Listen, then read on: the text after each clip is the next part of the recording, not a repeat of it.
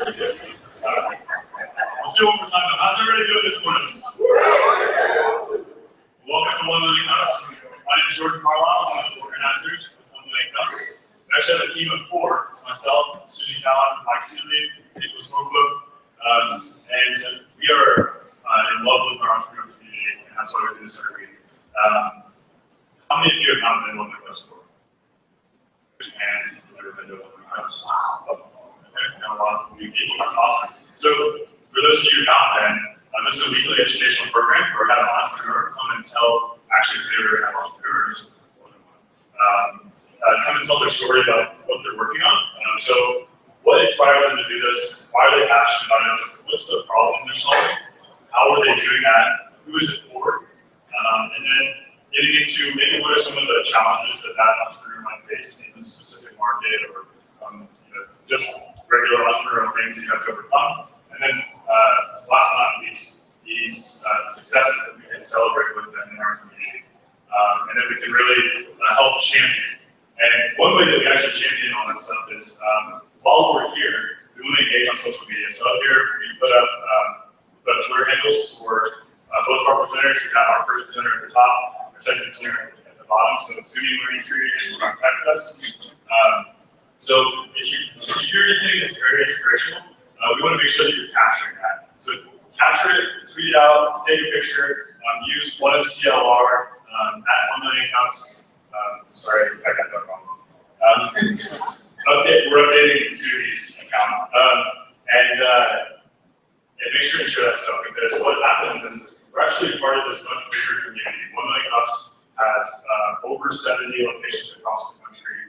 And when we use these hashtags in our Twitter handle, the main 1 Million Cups account will share. So if you're a scalable technology company, they have going upwards of 100,000 or so followers through all the accounts. Then when we're sharing this stuff, it gets shared with the nation. So there may be somebody who finds one of our presentations interesting and can help them connect in another market or another area. So we definitely encourage you to engage with that.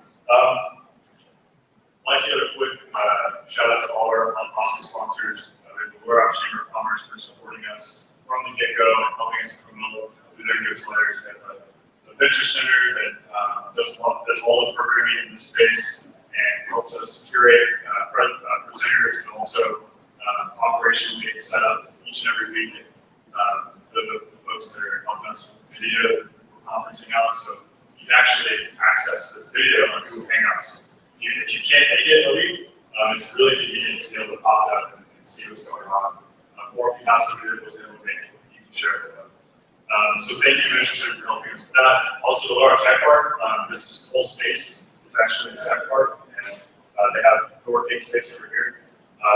Also, CDOT's Media, Bridges to Design, and Smart Pool are all part of the organizational group that help put this together, so they each kind of have their own skill sets that help us run this stuff, everywhere from marketing to bringing in their clientele and stuff like that to help us build the community. But that's kind of how everything works. The biggest reason why we're here is there's a thesis that really looks at, and it's if we can share 1 million more cups of coffee as a community, we can fundamentally change the entrepreneurial ecosystem works. If you think about it, almost every entrepreneurial story starts with that one-on-one discussion, with that moment where people become comfortable with each other, they're sharing coffee, and they're having a beer after work, and they have this idea, and they get comfortable just sharing ideas and learning from that person. And that's what we're here to do. And we've already seen a huge impact from this program in our community. If you're an entrepreneur that's been here, you absolutely know how impactful it is. If you're an attendee, you've seen the growth. We have folks that have been here week in and week out. People who have been to this event almost 50 times, probably more. And it's really bringing a lot of cool stuff together. And so, thank you all for coming. You guys are one of the most important pieces of this. I'd say the entrepreneurs are definitely the ones that really drive this event, and we're here to support them. So without further ado, we're going to welcome on Team McCord, but Zuni Learning Tree is just going to tell us about what she's working on. Give her a warm welcome.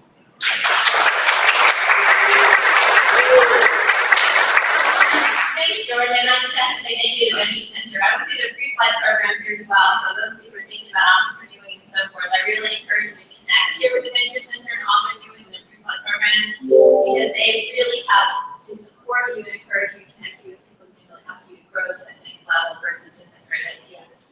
So Zuni Learning Tree, what inspired me? I thought it was really fun when I got the questions from Jordan of what inspired me. And I had to take it all the way back to when I was just a little kid and my dad would say, you know, you have your little family saying, you're a poor, you can do anything.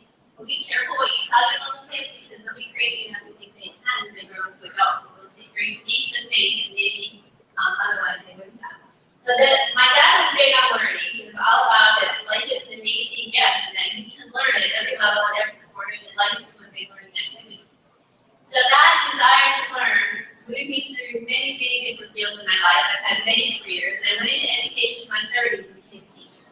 And when I walked into the classroom, and I love working with kids, and I found out what it is we ask of our teachers, what it is we do to our teachers, I'm like, oh my gosh, the people are crazy. It's so hard. Teaching the kids is the easy part. Loving the kids is easy. Everything else we ask our teachers to do is hard. And today I'm going to help you to realize a little bit of that is. So I went from a teacher, when you go in your 30s, you don't stay in the classroom all that long because you think you can fix things and change things and make it better. So I went into administration and became a special education coordinator over a district about the size of Little Rock. And felt my passion with how do I support teachers? I remember what it's like in that classroom. How do I help them to work with those kids? Because that's the most important thing, is what they're doing with the kids. Not all this other stuff we want them to do. So I realized that's my niche, and I was good at supporting teachers and finding ways to help them. Then life changes, and we moved back here to Arkansas. I actually graduated high school from here in Arkansas, and I moved back and began working with North Little Rock School District in some different capacities. And we had all this technology, right? So now we have these great smart boards, great technology, but now our teachers have to become these great technology specialists. You have to learn to write curriculum. You have to learn to opt to do all these different things. There's got to be a better way to support them. So I took a leap of faith and wanted to put everything on location. I'll talk a little bit more about that in a minute. So that's the inspiration behind Zuni. How do we support our teachers so that they can help our kids? And we think about Einstein, there's so many great quotes. He says, it is the supreme art of the teacher to awaken joy and creative expression and knowledge. That sounds good, doesn't it? It kind of sounds good, like world peace, right? It's a good concept. But try to actually implement world peace. Try to actually be this in the classroom. It's a whole different ballgame. So today, I'm going to ask you to close your eyes.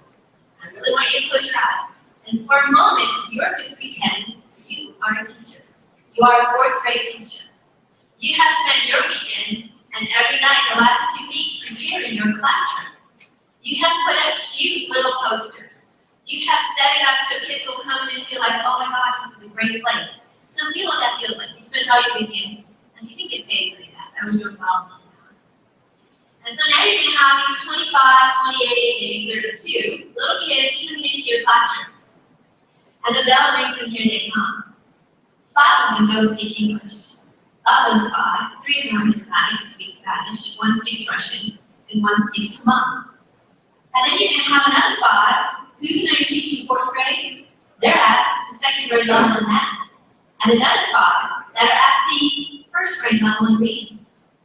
But you also have 2 that actually would be a 6th grade pre-algebra. And now you have AIPs, IRIs, IAPs, RTIs, paperwork that has to be done to support every one of those kids' different learning abilities. You haven't even got to think about teaching them, have you? You have all this that takes place first. 3 of those kids aren't raised by their parents, they're raised by grandparents and aunties. 2 of them were severely abused and can't sit still in the seat, so their way of handling emotions is just to act out, get up and move around all the time. But your classroom management is going to be so great, they're going to fit right in, right? Where do you learn your classroom management at? Maybe you have some, maybe you don't. Eyes are open, no, I want you to feel the teacher. Feel the teacher. Because this is what our teachers go through when they're trying to create this amazing environment that we all think they should be so amazing. But wait a minute, we're not done. There's project-based learning, there's STEM, there's coding. Bring all of those in as well. But remember, you have to teach basic skills of reading and math and science and social studies. Oh, and by the way, your evaluation pay, your merit pay is based on how well you can make all 32 of those different individuals achieve on their test scores. Okay, another one. Do you feel our teachers paying? This is what it's like, and that's just lightly what it's like. So when we want to, talk about our teachers, what are they going through? I want you to remember that. So think about it at the end of the day. Remember that commercial? How take me away? Just had that sigh. That's what Zuni is for teachers.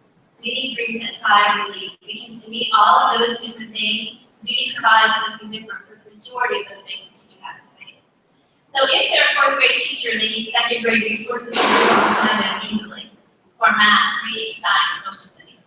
If they want to bring a project-based project into the classroom, they have resources to get that started. I trained last week at a couple of school districts. I said, how about coding? And finally they said, let me show you the coding site. Here are your resources for K2. And they're like, Tina, what is coding? So we come up out of here with these big ideas. We think everybody in here should just automatically know. It's not the way it works. So Zuni was about how do we solve that? Well, we put everything in one location. So maybe this can be in the same place. I'm actually going to just take you right into the site. So I'm going to go ahead and click and give you just a quick overview of what it is, how it has everything in one location. So you can see how Zuni is like that one-stop shop. So Walmart, if you need to go get plumbing and groceries and clothes and bathing and all that kind of stuff, you go to one-stop shop. Zuni teachers will say, oh, it's the one-stop shop. So they can come in and you can see that they can see all of their different grades. They can see different months, so they could actually go, we don't have to click all over everything. So they could actually go and see different holiday events, what's going on in those different months. And like Georgia said, if you could hover over grade again. They have resources back to school, art, math, science, social studies, computer lab, classroom management, song. If we went into science, they could see their STEM resources, their project-based learning resources, their coding resources, all of those things. And then in classroom management, they have little things over here like brain breaks, like how to get the wiggles out, and free positive reward system. So kids work hard for 15 minutes, they just have this great song and fun activity that they get to play. They get to find out about beats, they get to find out about dyslexia, they get to find out about gifted and talented education, how to create an iPad. They've got these iPads, they've got to do something with them, right? So how do you create an iPad? How do you use an iPad? How do you manage in your class and organize it so they all stay charged? Little things like that. So Zuni puts all this stuff in one location. And the teacher actually turned to me one day and she said, heaven, just a really big slice of heaven. Because now they don't have to go to 10,000 different places, organize it in a different way, and have it in one spot. So we feature great people. Like we're going to feature this great athlete. She's thinking over here that you'll hear about soon. So next month we're actually featuring her ad. So we talk about show teachers where they can get grants and that they can access great programs and bring great things to the classroom. So you can see how it is, everything in one location, as much as we can put there for them to learn. So that's Zuni's big idea of how it's set up. Then if we go ahead and go back to the presentation. Is it this one? No. Yes, that's it. There we go. And then I wanted you to hear, I couldn't sit here and tell you what teachers are going to say, but I'm actually going to let you hear from teachers. These are some of the people that we work with, sometimes supporting some of the people.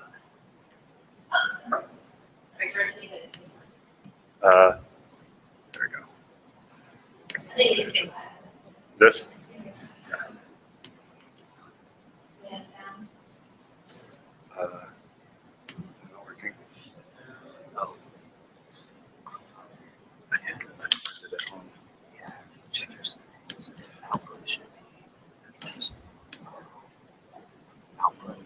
Oh.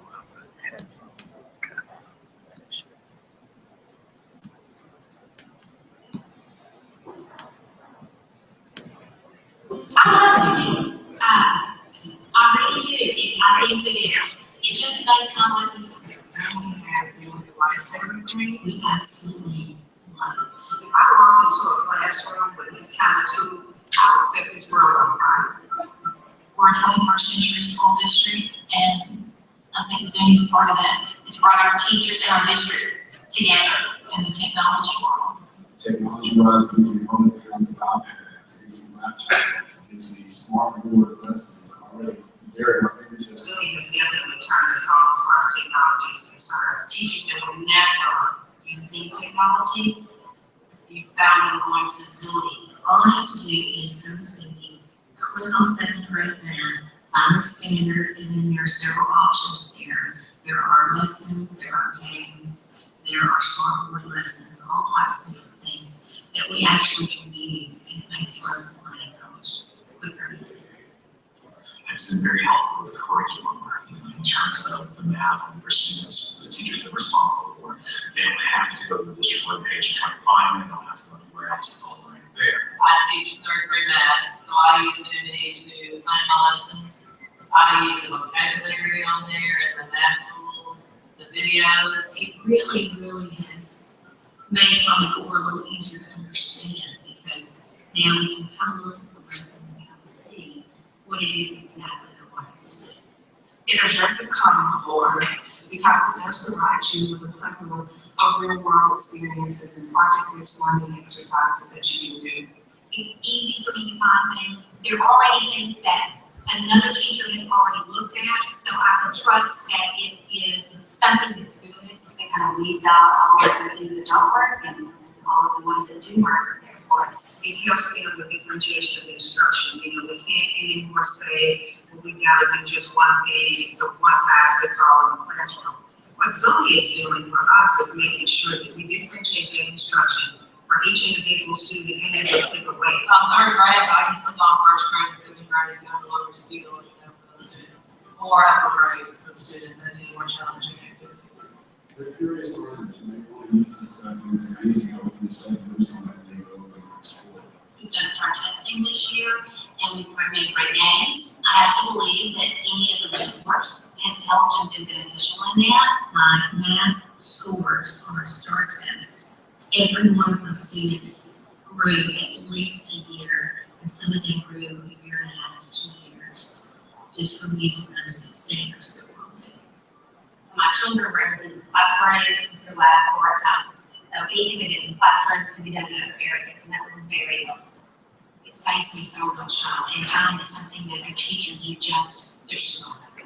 It has saved us hours trying to find something that's relevant, and you never know what you're going to find on Google, but we know that we're going to find something useful.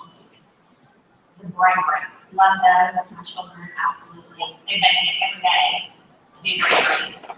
Some of the big initiatives, the STEM programs that are coming out of Zuni is packed full of, they can go in and find all different kinds of resources, as far as coding, things that will be beneficial for them in the future. Zuni helps students one-to-one because I'm a rabble and I can walk around and see what they do, and they have to push themselves. So they have to set their own achievement, take their own initiative to get it done. I think if we can get something like this statewide, it would really level the playing field for all those big students and future students as well, so everybody's kind of on the same page and teaching some of the same things. Issues around the state are spending a lot of money as it relates to supplies and materials. They need one tool, and the tool is. So that is here from the people that we actually built for them that are using it, and they've been using it for 3 years. So we're rocking very first began their first line, but customizing it to try to use it. In January, we launched Basic Zuni where any district could access. We just signed 113 school districts yesterday. Oh, I'm sorry. I really do. It's been really great. We have gotten the Rift Fund to give out trial logins, which, as a creator, that's very nerve-wracking because every little place that might go wrong, might be a bad link or it's not perfect. But the response we're getting back is that I got an email from a principal yesterday. Tina, we've been in the trial login now for 2 weeks. My teachers are really impressed. We really love it.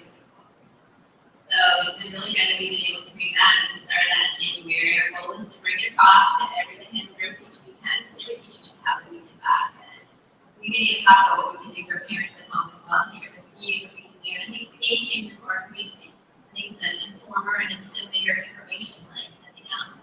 So I think it's just a really great tool. So that's where we are. Give Tina a round of applause. All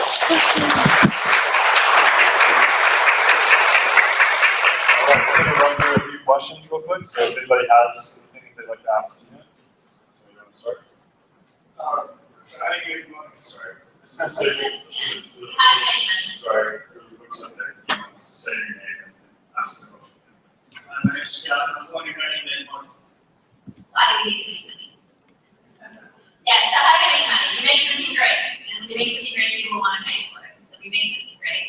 we've done a lot of work. My goal was to bring it in. So it's $10 to students. The teachers get their license free. Parents get access free as well. So we made it very affordable, and it's software, so we're able to work at that price. It's a volume deal, so we need volume in order to make money, and it works for that direction. Dean, I'm John Range. What level do you have to call on to say yes? In other words, with your clients, superintendent, principal, what level? That's a great question. It's a good question. So principals can say yes. They have their own budgets, and because of our price point, unless it's a really large school with like 600 kids, they're able to get it within the amount that they're able to spend without needing to go through other channels to get permission. If they need to go through to get permission, it would usually be approved from curriculum. And once curriculum says they want it, they'll pull it out. There's a variety of budgets that can come out of, so it's very easy to find which budget they can pay for it. Tina, my name is Mark. Talk about how much the content varies from district to district and the challenges in staying in to get that adoption rate. What's really great, the Common Core makes that easy. So it's always the Common Core standard, so it's all Common Core resources, and so every district has to teach the Common Core. So that makes it simple. We do have districts that sometimes share curriculum, and we'll put their curriculum up so that as long as they'll let every district see it. So like Lamar shared its units, Springdale received a grant for units, and the part of that grant is they had to let those units out to the public. So we're linking to a lot of those, that's all that Common Core, which makes it super easy. And if the district wants to match up there and put certain stuff in proprietary, we'll do that for an extra fee. I'm meeting to relinquish your part now, I'm a certified teacher. So I understand. Did you know that's a thing? Yeah, as a secondary, definitely working with teenagers. TLI came about a few years ago, so I'm wondering how much this is replacing that, or is it building on it? Because obviously it looks like more than, I was on one of the ground floor with TLI, so I know where it started. Good Or deal. some of the districts switching, or they using both resources, I don't know how much. I've seen both. TLI is the assessment. We're the big one. We assess like crazy. We have tons of assessment tools. So TLI is a great assessment. And then we're the then ones. So we're the tools they're going to use to actually try to make the changes. So I've seen where they've used both, and I've seen where they've let go of TLI because they had Zuni. Okay, Tina, this is Jessica with the Venture Center. So I'm the parent of one of those children you were talking about. English is a second language. We have reading and math deficits. So as a parent, if my school district doesn't have this available, is this something that I can get myself to use at home? Great question, thanks. Yeah, so you can go to ZuniLearningTree.com and you can purchase a license for a parent, $29.99 for the year. You'll have all your audio ebooks, all your math games, all your literacy games, all your print material. For those bilingual students and parents at home, we'll have them to be able to acquire the English language, so learn about cultural holidays, etc. So we had one parent who came up to us and said, I have to tell you I cheated this at home. This is a parent not at school. He said, well, I got a new job, and my boss said that in order to get a raise, I had to learn Microsoft Office, and I didn't know where to go to learn it. And that's kind of embarrassing to tell anybody, but my son put me on Zuni, and I went through the Microsoft Office tutorials, and I got my raise.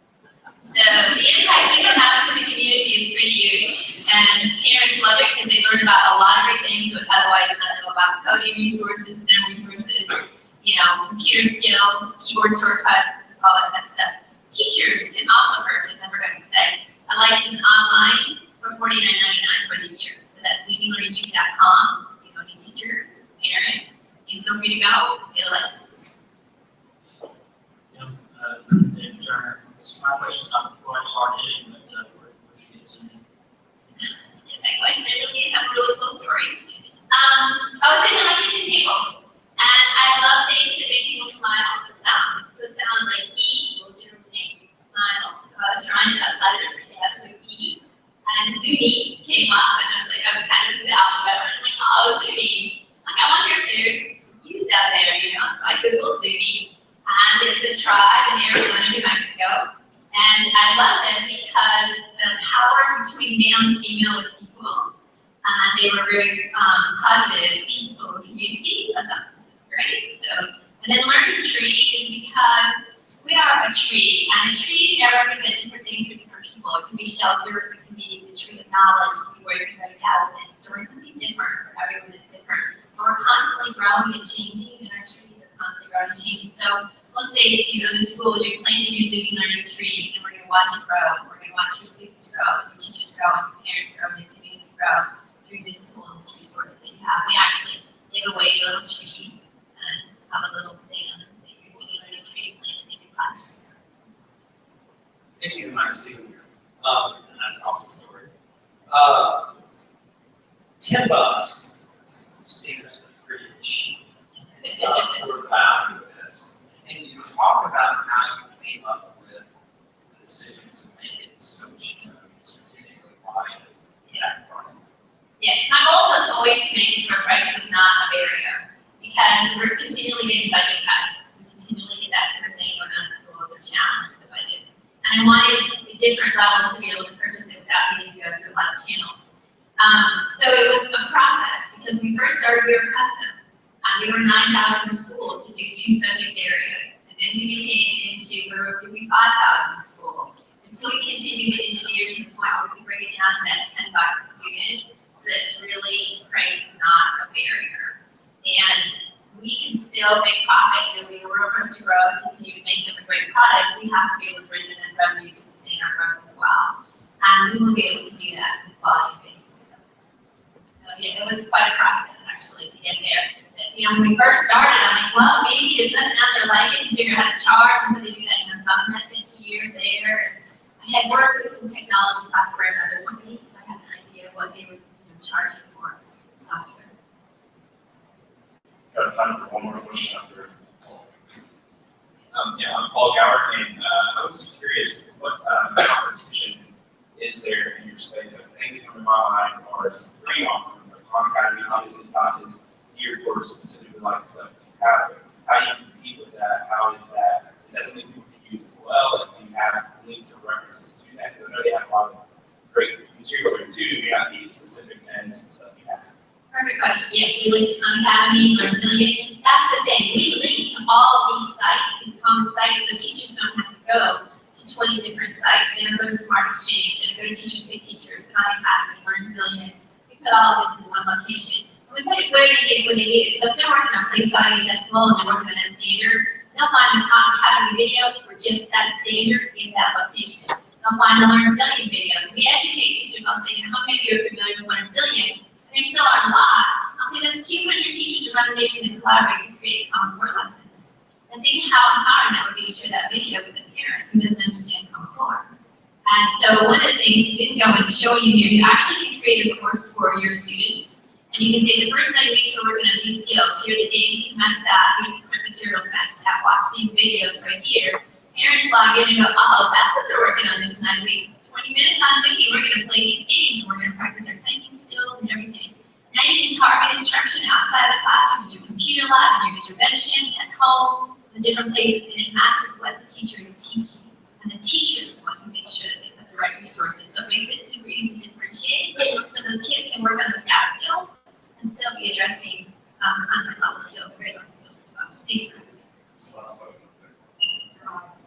I look forward to putting on this. Yes. I mean, it's going to be great. But, do you mind if we should have No, this is a great tool for homeschoolers, actually. So it's a wonderful tool for homeschoolers. it would be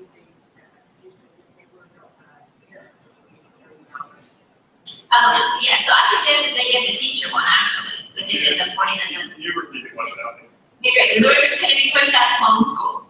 It's a great resource for homeschool. And homeschool can just get the student version, but I think they want to get the teacher version for $49.99.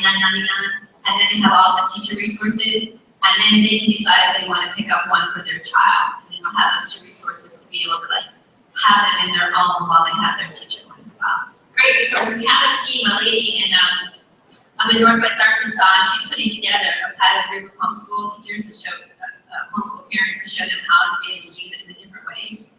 It's designed like for homeschool. Thank you, please push that. All right, so that's the last question for now. Yes. So the way we begin every single one when it comes to presentation is we ask you, what is it that we can do as a community and possibly leave with today and help you? So what are action items we can take today? Thank you. Spread striking a mark, because grassroots movements takes people telling people. If you have kids in a school district, if you can ask their principal to let me share with them for a few minutes, that would be great. If you know somebody at a curriculum level, at an administrative level, and you can say, hey, take a look at this, it's an Arkansas-based company, it's a great tool, it's going nationally, we should really be looking at it here, that would be great. If you want to buy a gift for a teacher, you have a sister or a cousin or somebody, please feel free to go to the site and just purchase it, but really, that word of mouth is getting into the schools, that's the best way to do it. Give it up to him one more time.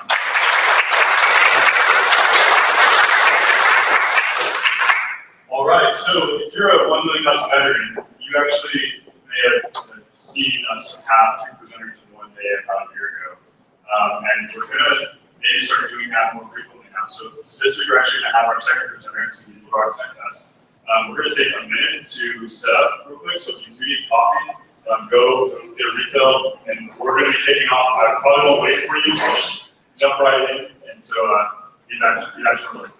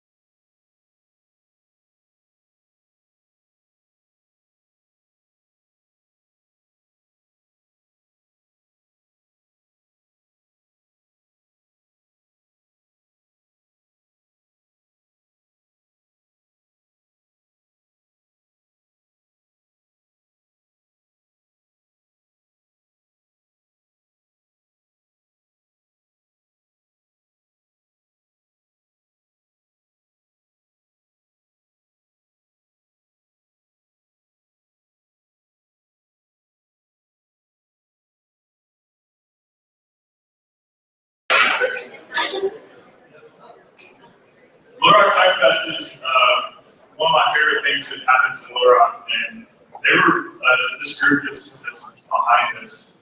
They're really kind of they're on the frontier of developing a tech community in Little Rock. And I think the folks behind us are probably the best and most influential people in terms of knowing who's doing what in Central Arkansas and even in the state in terms of technology. So I'm really excited to have Daniel Pollock to talk about everything about TechFest and where it started and all that. So let's give a warm welcome to Daniel.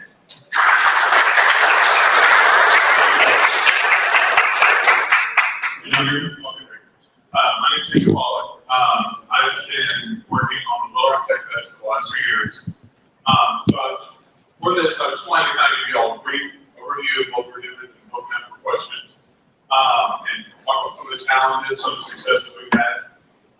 Rock Tech Fest is driven by these 8 people currently. So a couple years back, it was me, Abby, and James.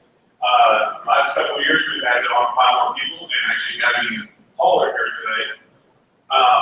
All of us, our backgrounds, I believe everyone except for Kimberly is a developer, and Kimberly does software support. So in terms of what the Little Rock Tech Fest is here for software developers and to educate them, to connect them with companies, and basically share knowledge and provide it at a very low cost here in Central Arkansas. So again, our mission is for attendees, speakers, and sponsors. So our attendees range from professional developers to students, to hobbyists, and just the general public. We want them to learn new information, both attendees sharing information and learning from speakers, so we can get speakers here locally and also out of state to come into Arkansas, experience Arkansas, and put us actually on the map instead of saying, well, where's Little Rock?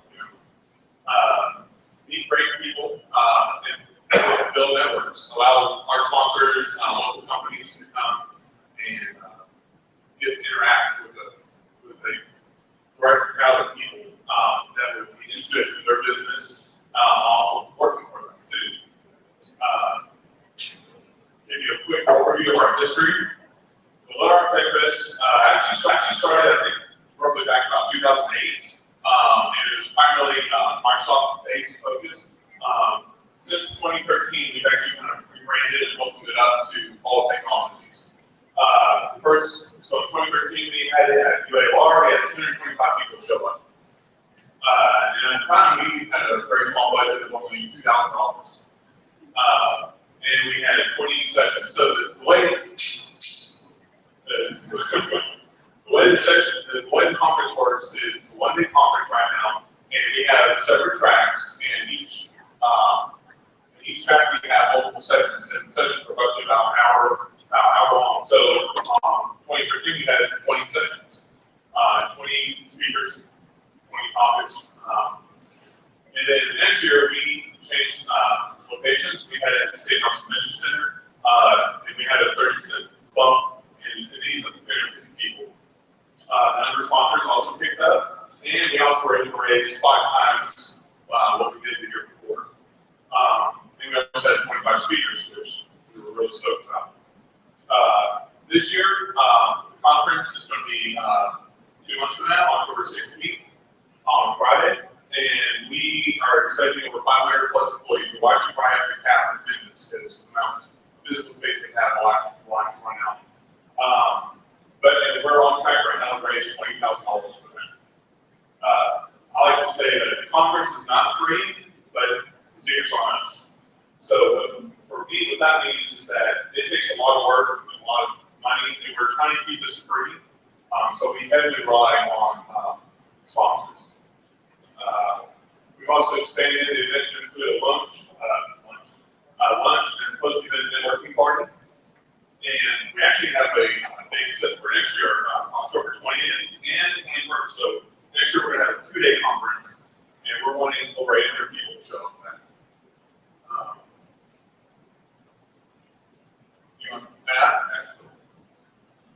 So I have actually a short little video that we had produced from last year. This is just a 1-minute video. Go ahead and play it. Give you an idea of how it looked last year.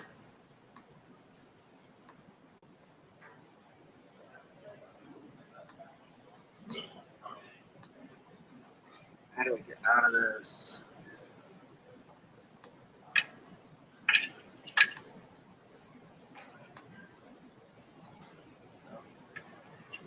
That is very, very nice. It's not getting sound. No, there's actually no speaking, so it's just a nice little background music. You can tell, so the space we had last year, we had four rooms going all at once. So at any one time, we had 4 speakers talking for their 1 hour time slot. Then we had a whole room just for sponsors. And one thing we did last year is to keep drive attendees to meet with sponsors, because that's one thing. You go to conferences. talking to people in kind of awkward moment. Not just you either want to be hired with them or network with them. So we actually provide a way for our attendees to interact with those sponsors. We can actually drive them through where they say we're part and get them stand. And we do prize drawings that are also being our sponsors. That's actually one sponsor's very in there. Throwing prizes out. So thank you.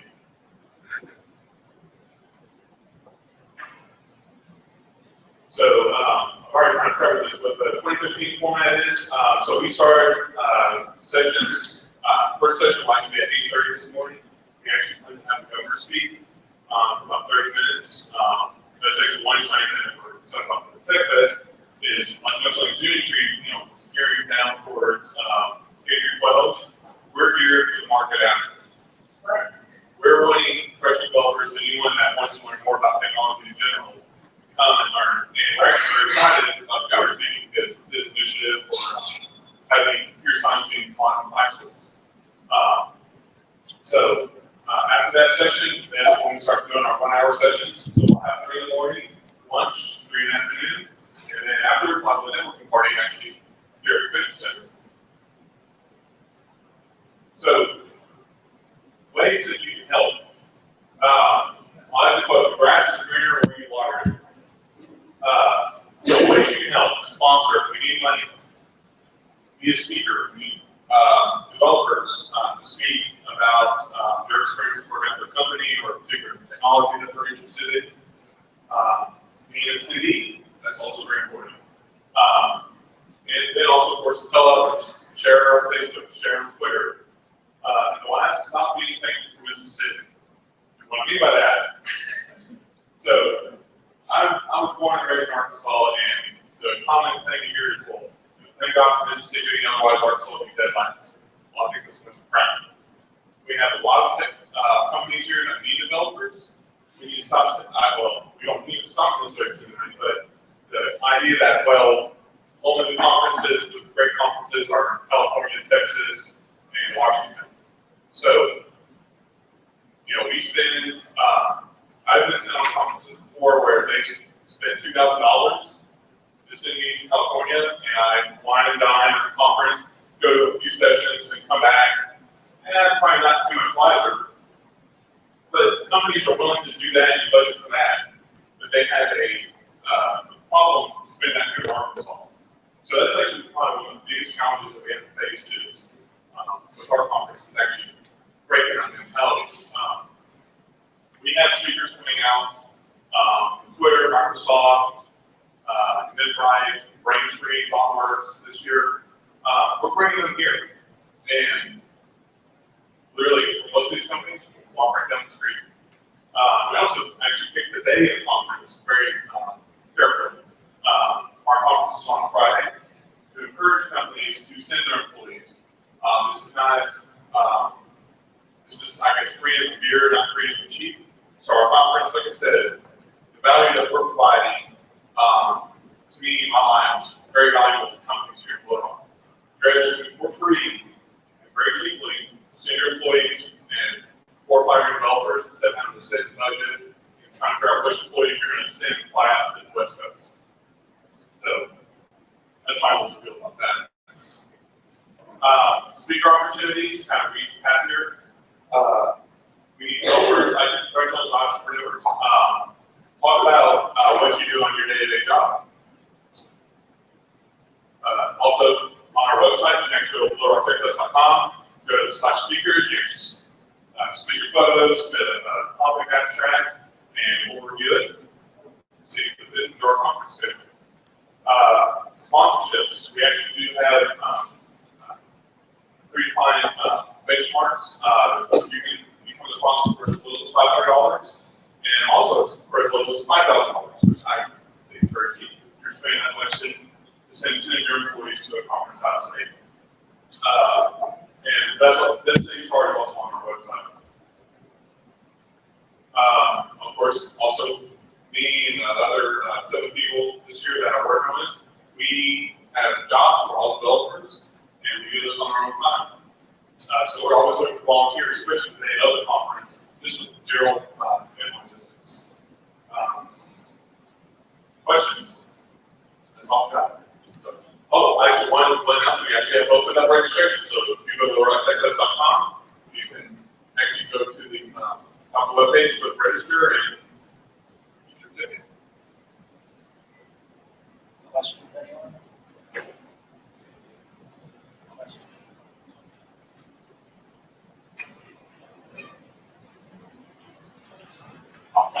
Question? Let's open up for questions. Anybody have the first one? Thank you so much for doing this. This is really an awesome thing. You've never been. Last year was the first time I was able to go, and I was blown away by the level of speakers, so much where they come from, all over the place, and to Rocky Talk. I know this is labor a lot of people really appreciate it. From a standpoint of impact and how this grows over time, and I know what your vision is, how do you all track that? How do you gauge the impact of this as companies using? Well, I think the biggest track, of course, is obviously the simple measures, like number of attendees that show up, number of people that are engaging in the speakers we bring, the number of speakers, and also the quality of the speakers. That to me is, for me, a success. Whether the conference is doing now, that's a win for a company. I think, why do companies and individuals go to conferences? It's one, to learn and network. So when they're able to come back to their job, they can share that information. So for me, that's a little bit more, that's more subjective kind of metric. For me, that's hearing the feedback. I know from last year, the company I actually used to work for, actually hired a developer because of the conference. So that for them, it's a very, very small investment, and they got an employee out of it, an awesome employee. So those type of stories are what I consider successes. It seems like, because it's connected to technology, somebody might be able to build some sort of tracking database that really gauges that impact. Because I think in the community, if you talk to anybody, looking for developers or other pieces that might be there, you're going to find that as an outcome, as a potential outcome. I know where you sit on your $20,000 right now. How much money do you raise this year? We need as much money as we can. Okay. So like I mentioned last year, we're right now at $14,000 out of $20,000. So that's actually one thing out of this is we need more money. And in my mind, $500 is a very, very small price. Most people will pay that easily just for the ticket alone. And so that's actually one.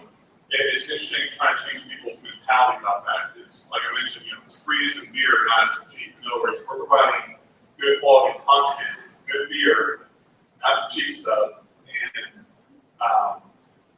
and companies immediately get value out of that. So most of these companies that are sponsoring us, they already have a budget for this stuff. We just have to provide that value for this companies.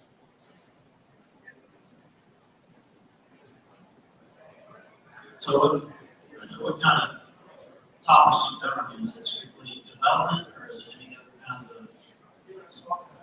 So when we pick topics, for me, like I mentioned, 7 to 8 conference organizers or all developers. This is primarily geared for developers. Topics primarily range from kind of whatever is hot that year. Like this year and last year, it's been a lot of web development, JavaScript development. For example, last year we had someone do a talk on developing Flappy Bird in 60 minutes.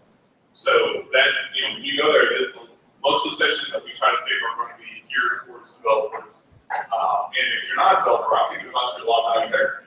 Come and sit and get kind of a real quick embracing of like, oh my gosh, this is what it takes to develop these apps. So we range all over the board. So I'm sorry. Yes, we also have designers, entrepreneurs. So like I said, we try to get it to where it's more hard talks. In other words, there's actual technical content that a developer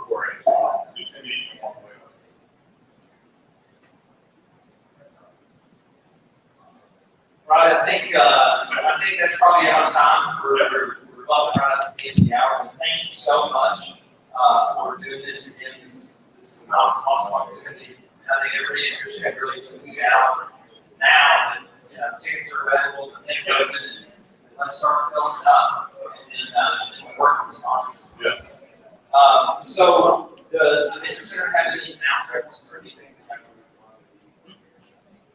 Oh my God! I almost forgot. I'm sorry. One other thing, of course, we always ask here how many cups, at the end of every session. Except when I just forgot it. Which is, what can we as a community do for you? The biggest thing is provide awareness. The second biggest thing is provide monetary donations. All right. Thank you so much. Let's give them another big round. Just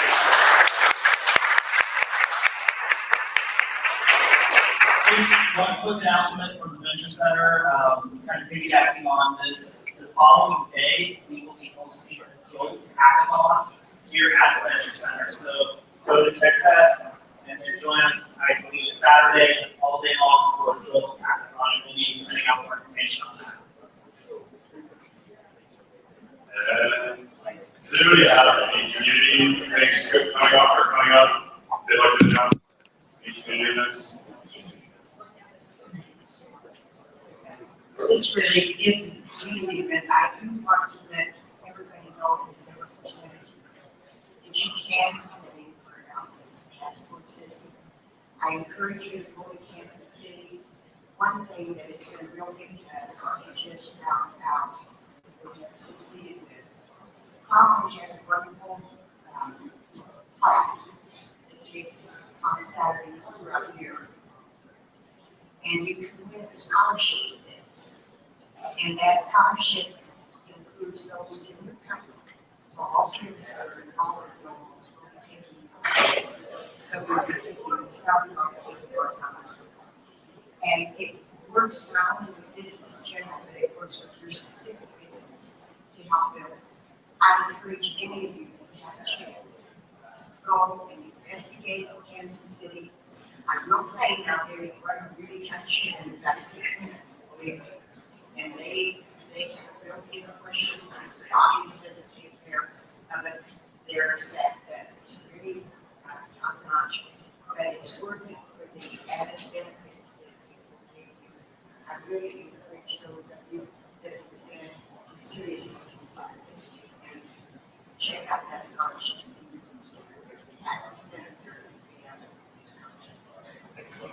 Yeah, so what she's referring to is the passport program. If you're an alumni presenter, you can apply to present in different cities, and Kansas City is the biggest one, so it's also the headquarters. So Walter Burgess with Arkansas STEM Coalition, if you're looking for a way to support STEM education as a corporate partner, I invite you to a quarterly meeting that STEM Coalition has every month. If you give me a business card, I'll get you an invite and thing.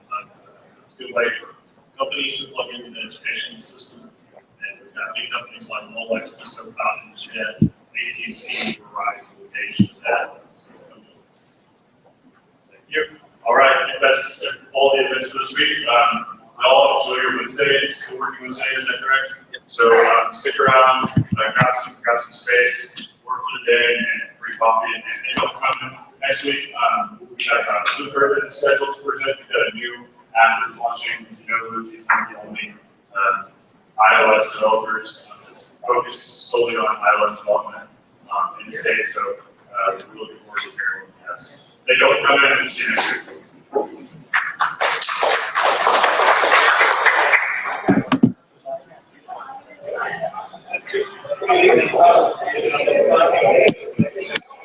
Oh, that was a good one.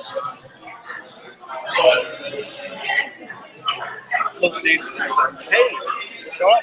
Not much. I was reading the article related to pitch contest of the Little Rock Partnership a couple weeks ago. That was the Little Rock.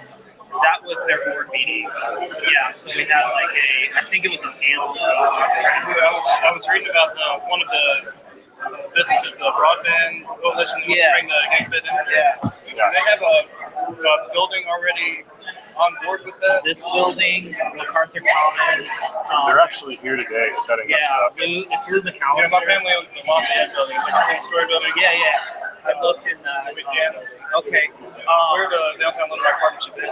I'm not sure that's where y'all have the meeting or not. No, we had it here, but It's like a 10-story building. It's like yeah, I looked at a 4 condo there, so yeah, I've been in the 4 stories building. commercial and then like 30 condo units. So I don't know, they're looking for a place to do it.